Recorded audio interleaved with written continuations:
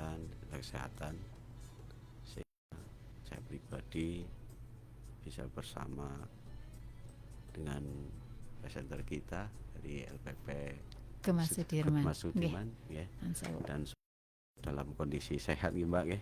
Amin, Dan alhamdulillah. tidak lupa saya juga menyapa para pendengar LPP Mas Sudirman dimanapun berada, khususnya di wilayah Purbalingga. Nggih. Ya, untuk seperti hari sebelumnya, kami dari rekan-rekan penyuluh agama Islam yang ada di wilayah Kabupaten Purbalingga akan menyampaikan tema yang sudah ada dalam tugas kita masing-masing. Kebetulan saya 3 hari ke depan tinggal 2 hari. 2 hari Nggih. ini akan menyampaikan tentang tema kerukunan umat beragama. Beragama. Dan hari yang pertama kemarin saya sudah menyampaikan tentang kerukunan intern umat beragama, dan untuk hari ini saya akan menyampaikan tentang kerukunan antar umat beragama. Oke. Ya, kalau intern berarti antar dalam agama, kalau sekarang seluruh mencakup agama yang ada di Indonesia. Kerukunan antar umat beragama di Indonesia sendiri, kemajuan bangsa Indonesia bukanlah realitas yang baru terbentuk. Nggih. Kemajuan dari segi etnis, budaya, bahasa, dan agama merupakan realitas sejarah yang sudah berlangsung lama di negeri ini sejak masa-masa kerajaan, penjajahan, kemerdekaan. Kemajuan telah menjadi salah satu ciri khas bangsa Indonesia. Ini sudah menjadi bukti sejarah menjelaskan ya. Masyarakat Indonesia adalah masyarakat yang majemuk. Bahkan ada yang menyebut dual society. Setelah Indonesia merdeka, kemajemukan masyarakat Indonesia disebabkan oleh keadaan intern tanah air bangsa Indonesia. Faktor-faktor penyebab pluralitas adalah masyarakat Indonesia terletak di antara Samudra Indonesia dan Samudra Pasifik, sangat mempengaruhi terciptanya pluralitas agama di dalam masyarakat Indonesia. Pengaruh agama Hindu, Buddha, Islam, Kristen, dan keadaan geografis merupakan faktor utama terciptanya pluralitas suku bangsa. Baik, di samping kemajemukan itu merupakan kekayaan dan modal bangsa, tapi kemajemukan juga tetap harus dipandang sebagai faktor sekaligus kondisi yang dapat menimbulkan konflik antara masyarakat. Untuk itu, pemerintah harus mewaspadai konflik ini seperti kasus-kasus kerusuhan 10 tahun terakhir sejak Orde Reformasi sepanjang tahun 1990 sampai 2000 dengan menciptakan konsep kerukunan di antara umat beragama. Dalam berbagai agama telah ada ajaran-ajaran yang memberikan informasi tentang kerukunan satu sama lain, seperti ajaran agama tentang kebersamaan dan toleransi. Namun harus disadari, di samping ajaran-ajaran tentang kerukunan di dalam tiap agama, ada pula ajaran yang mengaku bahwa ajaran agamanya sajalah yang benar. Kalau ini sudah sangat fatal karena dianggap agama lain itu tidak ada yang benar. Ajaran demikian ditambah dengan pemahaman yang kaku atau eksklusif dari sementara penganut menjadikan potensi kemungkinan adanya konflik di dalam masyarakat majemuk.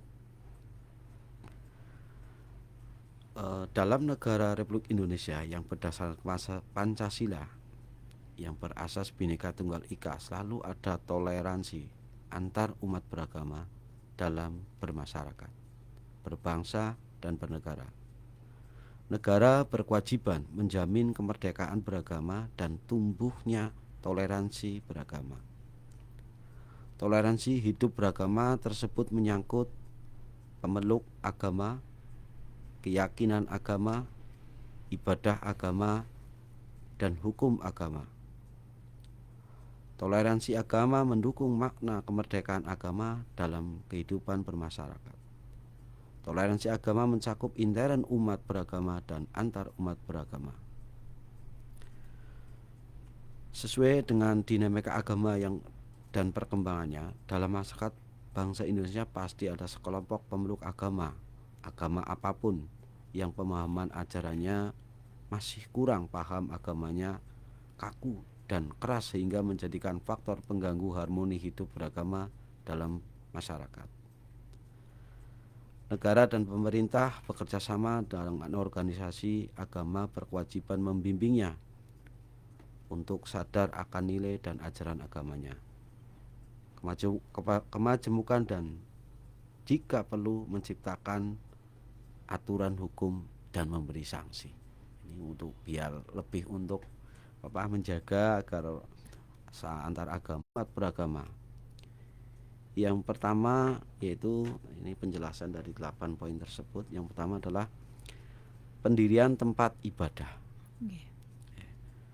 Tempat ibadah yang didirikan tanpa mempertimbangkan situasi dan kondisi lingkungan umat beragama setempat sering menciptakan ketidakharmonisan hubungan umat beragama yang dapat menimbulkan konflik antar umat beragama. Karena pendirian rumah ibadah juga sekarang sudah diatur melalui aturan pemerintah, minimal itu lingkungan sekitar sudah menyetujui. Dengan bukti ada tanda tangan. Ya memang kadang-kadang seperti kita kalau di Purbalingga khususnya lah, hampir kan mayoritas Islam. Beda mungkin kalau di wilayah yang notabene Islam itu minoritas, ya mungkin perlu pertimbangan ketika dalam mendirikan sebuah tempat ibadah.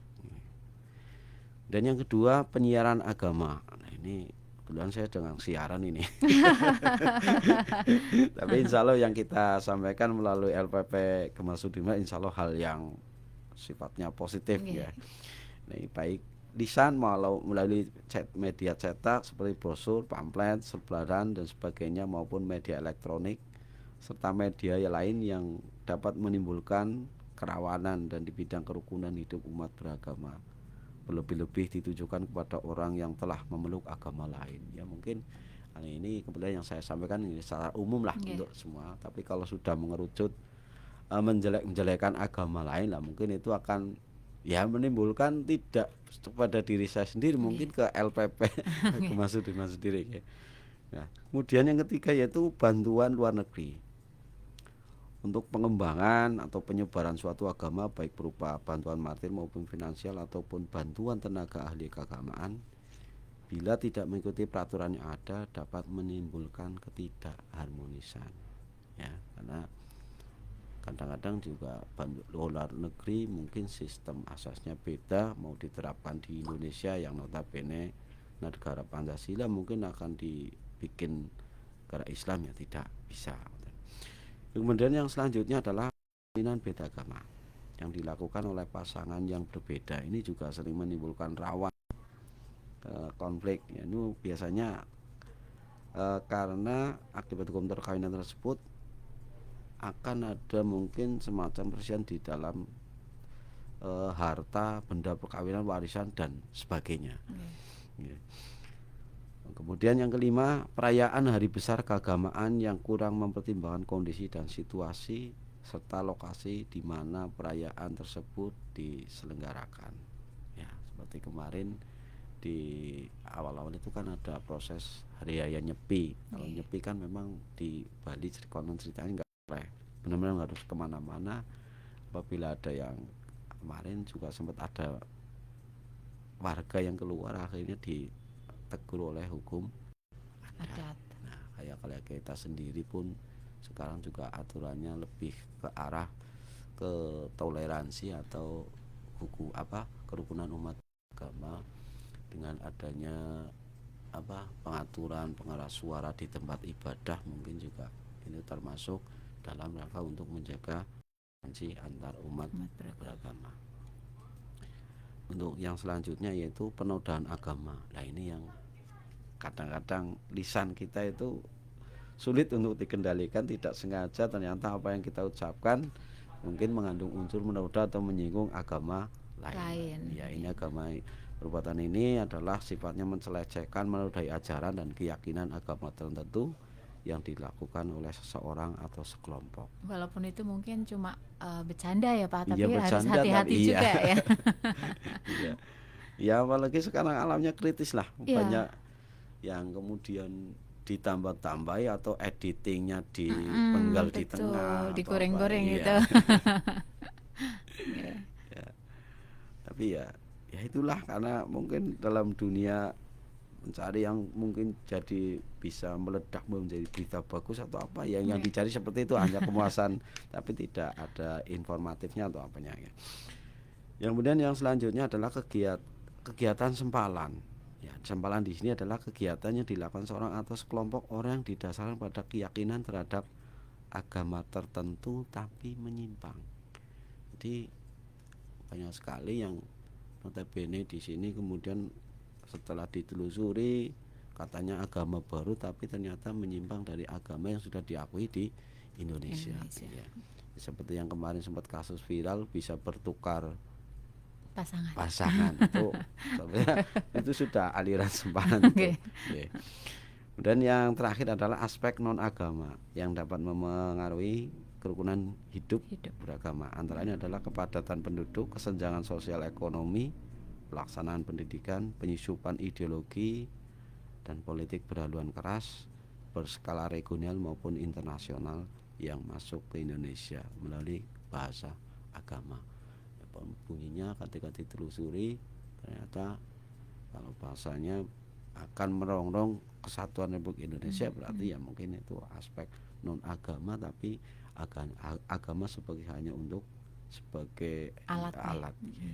Ya mungkin pada kesempatan ini itulah yang bisa saya sampaikan sedikit, semoga banyak ada manfaatnya untuk para pendengar LPP Agama Sudirman dimanapun berada, dan khususnya untuk diri saya pribadi. Mungkin itu yang bisa saya sampaikan. Ini Pak, dari tadi 8 ya, 8 sudah disebutkan ini. Untuk di wilayah Purbalingga sendiri ini Pak, Pak Zainal. Ini dari 8 tadi yang pernah terjadi ini yang mana ini? Yang riskan juga terjadi mungkin. Ini yang mana ini Pak? Untuk mungkin pernah ada kasus atau seperti apa? Ya wilayah Purbalingga mungkin ini kegiatan sifatnya kegiatan sempalan ya, cuman kan dari kalangan kita selaku teman-teman penyuluh kita cumanya bisa apa ya, maksudnya dalam arti untuk mengingatkan pakai bahasa agama untuk penindaklanjutan kan di ranah hukum seperti itu, kita terkendalinya seperti itu. Kadang kita mendoktrin tapi juga mohon maaf kadang-kadang dari suatu lembaga yang dikatakan ini sempalan pun tetap masih dalam arti dirahasiakan. Takutnya yaitu kadang-kadang ada yang masyarakat main hakim sendiri apa biasanya tiba-tiba ya, makanya kita cuma itu pun komunikasi terbatas. Tapi yang jelas seperti itu yang sedang merebak di Purbalingga, kadang-kadang ternyata kita tidak tahu tiba-tiba di wilayah ini ternyata mulai ada nampak aliran seperti ini. Nah ini untuk upaya yang perlu kita lakukan ini Pak, untuk aliran-aliran sempalan seperti ini supaya kita tidak terpengaruh. Kadang kan non sewune mereka mencari kayak anggota-anggota gitu kan. Ini apa sih yang perlu kita bentengi untuk tidak terjerumus ke aliran-aliran sempalan seperti itu ini Pak? Kalau melihat aliran sebenarnya itu sebenarnya untuk masalah ketauhidan sama, cuman prosesnya dalam artian proses yang dilakukan itu sudah ya sebenarnya sama, cuman mereka itu berkehendak menjadikan negara Indonesia itu negara Islam, padahal ini kan sudah jempukan itu secara tidak mungkin bisa itu, karena dengan jempukan itulah Indonesia itu damai. Nah bahasa kita dalam itu adalah ada deradikalisasi, itu mengembalikan pemikiran jalan mereka. Tapi itu sifatnya biasanya kalau sudah terjadi, kalau sudah sebenarnya kita pun akan mengidentifikasi atau dari teman-teman kita khususnya yang di bidang radikalisme itu mengidentifikasi lembaga-lembaga tersebut itu masuknya itu kalau memang ia masih bisa didekati, yaitu dikembalikan lagi ke ya pada dasarnya mereka pun awalnya tetap tergabung dalam sebuah organisasi Islam yang sudah ternama lah. Itu cuman kadang-kadang akhirnya ya akhirnya bersinggungan ya, mungkin karena ideologisnya berubah, jadi akhirnya berusaha seperti itu. Intinya kita sudah berusaha mengidentifikasi kegiatan tersebut, tapi kadang-kadang untuk ketika dan kita sudah berdiskusi. Nah kemudian kalau sampai dari hasil diskusi atau pendekatan kita bisa ya biasanya sampai nanti terjaring oleh intelijen itu sendiri. Ya kalau sudah penegakan kan urusan mereka, kita cuma ya diskusi, identifikasi. Nah, upaya kita sendiri sebagai masyarakat awam ini Pak untuk bisa membentengi diri kita dari aliran-aliran seperti itu apa yang perlu dilakukan? Ya untuk aliran seperti itu yang jelas kita tetap berpegang teguh pada keyakinan kita masing-masing.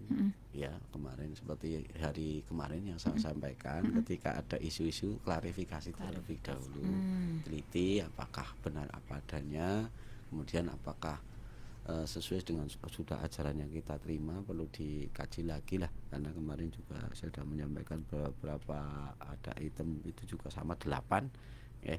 Nah, untuk itu monggo kepada semuanya saja tetap membentengi diri dengan kondisi iman, dan itu pun tidak ada kemudian pengkelasan di status sosial, karena kedudukan kita di umat Islam adalah yang menjadi tolak ukur adalah ketakwaan seseorang ya. Baik dia punya jabatan atau apa, yang jelas ketakwaan dimanapun ketika dilihat ketakwanya di hadapan Allah itu sama. Baik, ini ada pertanyaan yang sudah masuk. Ya monggo. Assalamualaikum Pak Ustadz. Assalamualaikum Gemma Sudirman. Saya Ike, ada di Kalimanah. Saya mau bertanya, apakah kalau kita mengucapkan mengucapkan hari besar kepada umat agama lain berdosa? Kemudian yang kedua, kalau misalnya pekerjaan kita mengharuskan kita untuk ikut berpartisipasi dalam acara tersebut, apakah kita berdosa?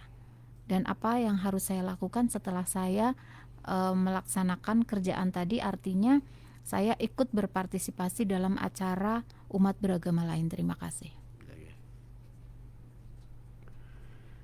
Baik, yang pertama itu terkait mengucapkan hari besar kepada agama lain.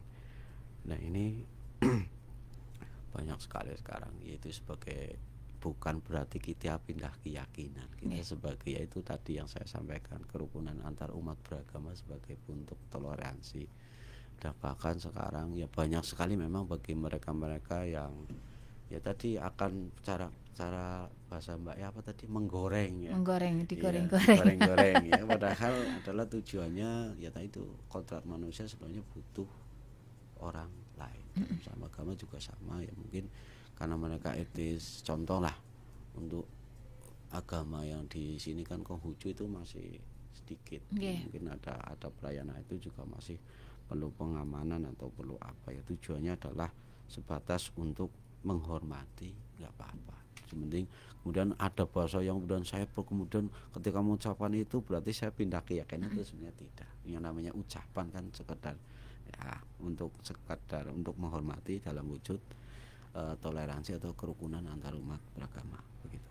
Kemudian yang kedua tadi pekerjaannya itu mengharuskan dia itu harus berpartisipasi dalam mungkin ikut merayakan di tempat ibadahnya si agama lain ini, mungkin karena pekerjaan tugas dari pekerjaan itu seperti itu. Kalau masalah itu sih ya silahkan boleh-boleh saja, dalam arti kan cuman yang perlu diperhatikan di sini adalah ketika mohon maaf nih, secara kemarin juga teman-teman kita sudah menyampaikan terkait kehalalan. Di situ mungkin yang perlu dihindari adalah karena kita dalam agama tertentu kan ada yang menghalalkan daging tertentu, nah sedangkan di kita haram. Nah itu tergantung itu menghormatinya di bagian agamanya mana. Kalau nggak salah selain non Islam daging itu pun boleh. Nah kalau kita kan nggak boleh. Iya, mungkin yang perlu dipertimbangkan itu. Kalau masalah untuk kerjaannya sih ya kemudian tidak kayak, nah itu juga bahaya juga, nanti digoreng-goreng setelah dikerja seolah-olah kayak dipaksa harus pindah Pindah. dari Islam. Nah, itu padahal cuma sekedar dimintai untuk membantu. Nah itu yang mungkin perlu diperhatikan adalah ya insya Allah ketika pas dan waktu perlu dipertimbangkan ketika memang waktunya untuk kita beribadah, insya Allah pamit pun dipersilakan untuk ibadah. Nah itu ya mungkin itu Pak. Itu Mbak Ike ya, yang perlu diperhatikan ya ibadahnya, kemudian haram halalnya, mungkin pada hidangannya atau dan lain sebagainya seperti itu. Ini ada pertanyaan juga yang sudah masuk. Assalamualaikum, selamat pagi. Saya Pak Diran, ada di Karangreja. Saya mau bertanya, di zaman digital seperti sekarang ini Pak Kiai, apa sih yang bisa menyebabkan kerukunan antar umat beragama jadi terganggu atau bahkan jadi rusak? Terima kasih. Baik, pertanyaan yang cukup bagus ini, hampir ya menyinggung seperti yang tadi saya sampaikan ya. Karena tadi di zaman digital ini tadi juga saya sudah menyinggung ada bahasa-bahasa yang kemudian notabene yaitu kadang-kadang yang sangat mengganggu. Sebenarnya kalau kita menyalahkan digitalnya, sebenarnya kita kembali ke penggunanya. Betul. Bijaksananya si pengguna gitu. Karena bagaimanapun kalau mau disurvei secara itu ternyata dunia digital insya Allah banyak manfaatnya. Ya, seperti kemarin yang di kita masa pandemi COVID, ternyata akhirnya banyak melahirkan sebuah ilmu apa dalam dunia digital yang tidak ya termasuk jual beli online dan lain sebagainya. Yang penting itu dikembalikan ke si pelaku pengguna digital tersebut. Kalau tujuannya adalah memang untuk baik, ya insya Allah tidak akan menimbulkan kerukunan perpecahan. Tapi kadang-kadang kalau sifatnya tadi semacam kayak mengolok-ngolok, kemudian menghina orang lain, bahkan tidak hanya orang lain, agama lain, itu akhirnya yang menimbulkan perpecahan atau konflik di itu. Nah kalau masalah itu pun juga kemarin saya sempat menyinggung di awal pas waktu intern antar umat beragama, sebenarnya di Islam sendiri kan banyak sekali terjadi perbedaan. Cuman bagaimana kita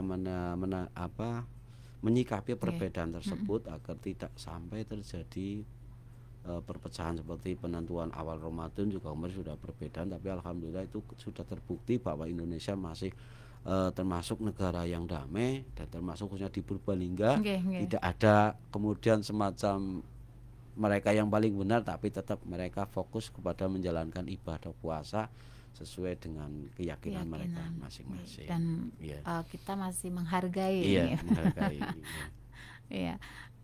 Kemudian ada lagi Pak selain itu, selain tadi dalam menyikapi digitalisasi ini? Iya, kalau menurut saya lebih condong ke si pemakai digital pemakainya.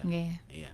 Karena bagaimana ketika pemakainya itu benar-benar komit, tidak akan mengenal. Kadang-kadang ya itu lagi-lagi itu bahasa-bahasa ada yang pihak ketiga yang kemudian sampai lah masa punya digital cuma kayak gitu-gitu tok. Coba agar kayak mungkin anak sekarang suka IG, bagaimana supaya follow-nya banyak, akhirnya menggunakan segala cara, pakai akun yang diperbanyak atau apa gitu, atau bahkan pengen viral, bikin semacam hal-hal yang konten-konten yang kurang. Itu menurut saya mungkin dikembalikan lagi ke si penggunanya. Iya, pengguna itunya. Iya. Begitu Pak Diran ya. Jadi intinya bagaimana kita kebijaksanaan kita si pengguna ya Pak Pak Zainal, karena kemajuan teknologi digitalisasi ini sudah tidak bisa terelakkan. Artinya kita memang harus hidup berdampingan seperti itu ya Pak Ustadz. Kemudian tadi sudah disebutkan bahwa munculnya sempalan ini kan ada yang memang tujuannya untuk merubah NKRI sebagai negara Islam, kemudian ada juga yang mungkin karena perbedaan prinsip di aliran itu. Nah, ini selain itu, selain hal-hal tadi yang menjadi penyebab munculnya banyak sempalan-sempalan ini, apa ini Pak Ustadz, selain dua hal tadi? Mungkin ada lain yang bisa menyebabkan munculnya banyak sempalan seperti itu. Ya. Untuk munculnya sempalan tersebut, yang jelas itu tadi terkait dengan kayak semacam pengaruh dari luar negeri, ya, semacam kemudian dari terus kemudian juga kadang-kadang dari contoh dari mungkin pendidikan akhirnya mau disebarkan di sini, akhirnya coba menanamkan itu dan lambat laun yang jelas militannya itu yang luar biasa seperti itu dalam menyampaikan dalam hal-hal untuk terkait yang sempalan. Nah, dalam sebenarnya ilah sempalan tersebut adalah lebih condong arahnya ke lebih, mohon maaf, kebanyakan ke Islamnya malah. Islamnya. Karena ya mungkin di ranah lain sih mungkin juga agama lain juga ada, cuman kita kan kebetulan saya sendiri beragama Islam. Untuk terkait aliran sempalan itu biasanya terkait yaitu kadang-kadang tadi saya sudah menyampaikan terkait akidah yang terlalu itu juga versi kita kan mau mengikuti imam madhab 4, dan itu lebih condong lebih pemaksaan keyakinan sebenarnya. Ya dari dulu contoh lah, saya ambil contoh NU dan Muhammad itu agak organisasi tersebut sudah berjalan sudah begitu lama, betul. Dan sudah mengalami persiapan berbagai macam, tapi yaitu mereka tidak saling memaksakan apa yang menjadi kebenaran mereka. Jadi akhirnya pun sampai sekarang bisa hidup berdampingan, bersejajar, bahkan ya sampai itu. Mungkin itu saja yang dia sampaikan. Sebenarnya hal-hal yang lain tuh banyak sekali, tapi ya bila perlu waktu ya mungkin kapan-kapan bisa ya, atau bisa nanti konsultasikan kepada rekan-rekan teman di wilayah KUA di setiap masing-masing ada semua bidang kerukunan beragama, radikalisme, kemudian keluarga sakinah, ada produk halal dan lain sebagainya. Nanti bisa, kalau memang jawaban dari saya masih banyak kekurangan, nanti bisa disambung melalui teman-teman saya yang ada di wilayah kecamatan masing-masing. Iya, nggak masalah ke KUA ya Pak, karena taunya kalau ke KUA itu mau nikah loh Pak. Ternyata bisa ada konsultasi di sana ya Pak. Bisa. Kadang-kadang taunya kita kadang ada yang menyingkat begini kok, KUA, kantor urusan asmara. Iya betul. Karena taunya kalau ke KUA ya mau nikah kayak gitu, mau ngurus nikah kayak gitu. Iya, padahal di KUA itu cukup komplit sekali, ada tentang kemasjidan. Nah ini yang terbaru juga, setiap takmir masjid atau masjid itu harus terdaftar, ya dibuktikan dengan identitas masjid atau disingkat ID masjid. Kemudian tentang perwakafan, tentang bimbingan. Nah ini konsultasi masalah pernikahan juga sebenarnya ya banyak, cuman tahu-taunya mereka datang ke UA taunya mau nikah. Iya betul. Ada konsultasi permasalahan pernikahan itu ada. Nah, kemudian terkait yaitu produk halal, apalagi yang sekarang sedang gencar-gencarnya mereka yang kita semua penyuluh, karena di 2024 Oktober ini harus semua produk itu harus halal gitu. Sudah tersertifikasi halal. Nah kemudian kadang-kadang juga bimbingan itu mu'alaf yang pertama masuk Islam juga ada sebenarnya. Kemudian wakaf itu juga ada. Kemudian banyak sekali lah, malah sekarang ada moderasi beragama terkait bagaimana sih agar menjadi Islam yang moderat, tidak toleh ke kanan tapi tetap posisi di sesuai syariat ajaran agama Islam. Baik, kita break dulu, nanti kita balik lagi tetap di 96.3 FM LPPL Radio Gema Sudirman.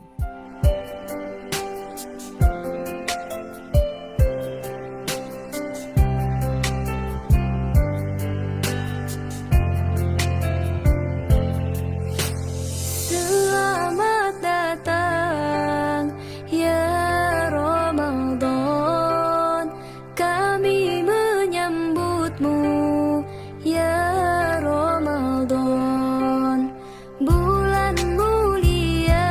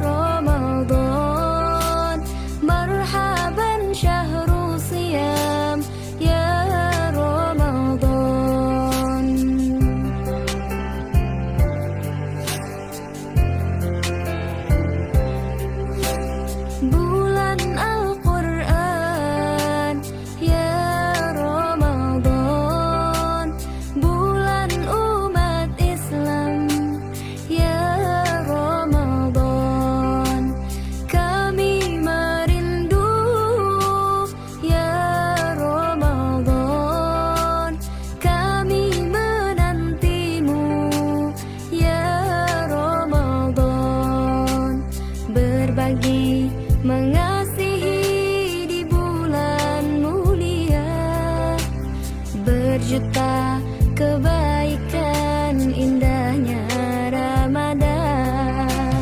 Marhaban ya marhaban ya Ramadan, marhaban syahrul siyam ya Ramadan.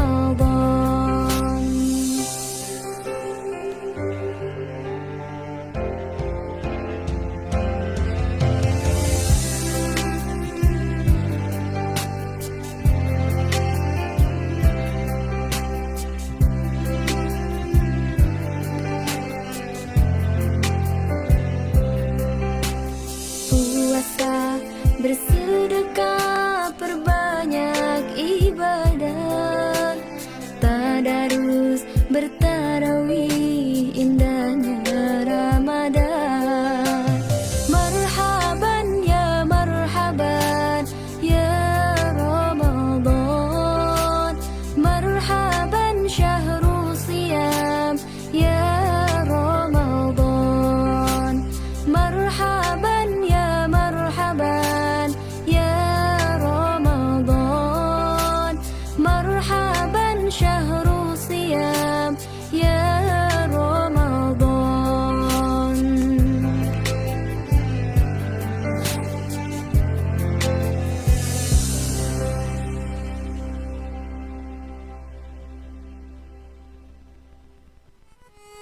Ramadan bersama Radio Gema Sudirman.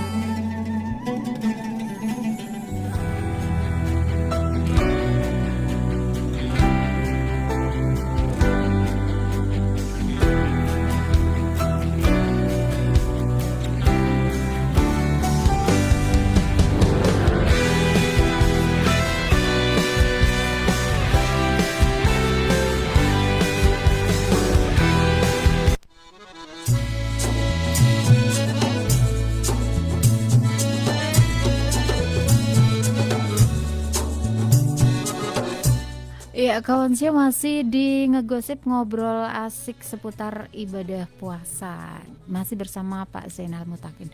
Pak Zainal, ini kan waktu kita, kebersamaan kita dibatasi waktu ini, nggak kerasa sudah 55 menit ternyata. Nah, ini mungkin ada sebagai closing statement ini Pak. Ada pesan-pesan untuk kawan saya semuanya, untuk masyarakat semuanya terkait dengan kerukunan antar umat beragama.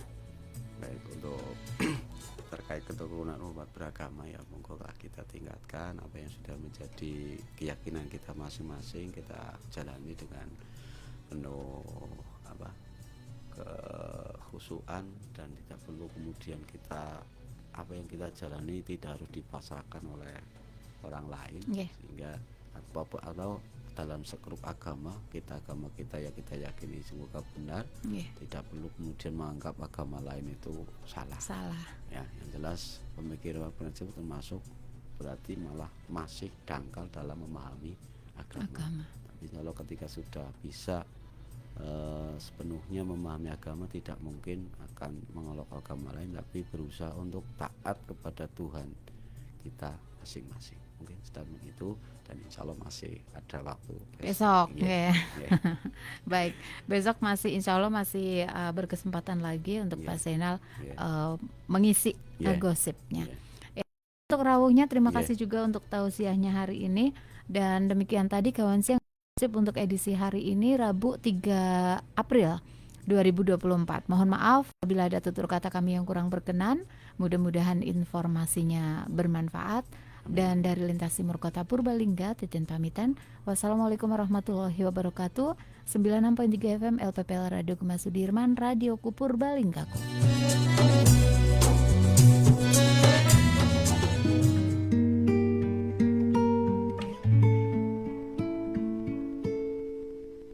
Ku menatap dalam kelam, tiada yang bisa kulihat selain hanya nama-Mu, ya Allah. Esok ataukah nanti, ampuni semua salahku, lindungi aku dari segala fitnah. Kau tempatku meminta bahagia. Jadikan aku selamanya hamba-Mu yang selalu bertakwa. Ampuniku ya Allah, yang sering melupakan-Mu saat Kau limpahkan karunia-Mu. Dalam sunyi aku bersujud.